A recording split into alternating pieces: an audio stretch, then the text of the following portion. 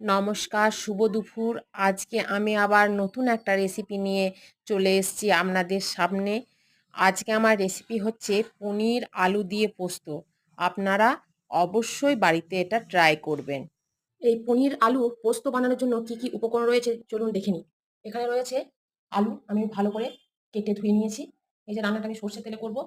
ফোড়নের মধ্যে দেবো পাঁচ ফোড়ন আর শুকনো লঙ্কা। এই যে রয়েছে পেঁয়াজ কুচি, কাঁচা লঙ্কা, আর পনিরগুলোকে আমি টুকরো করে কেটে নিয়েছি। আর এই যে পোস্ত বাটা, এই যে সমস্ত উপকরণ। এই যে দেখুন, কড়াইয়ের মধ্যে আমি সর্ষের তেল দিয়ে দিয়েছি। এবার আমি পনিরগুলোকে হালকা করে ফ্রাই করে নেব।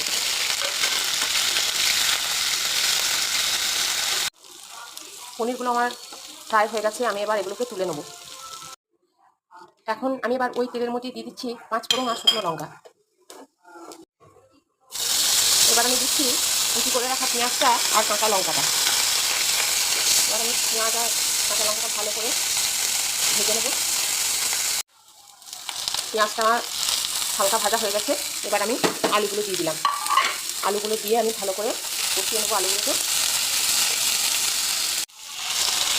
আলুগুলো কষানো হয়ে গেছে, এবার আমি দিয়ে দিচ্ছি জল। আর এর সাথে আমি দিয়ে দেবো লবণটা। লবণটা দিয়ে দিলাম। এবার আমি কিছুক্ষণের জন্য ঢাকা দিয়ে আলুগুলোকে সেদ্ধ করে নেব।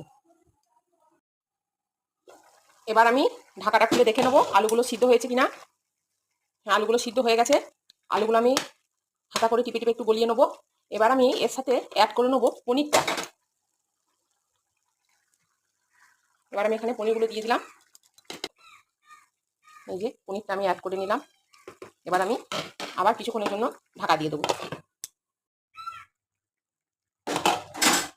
এখন আমি এবার পোস্তটা দিয়ে দেবো।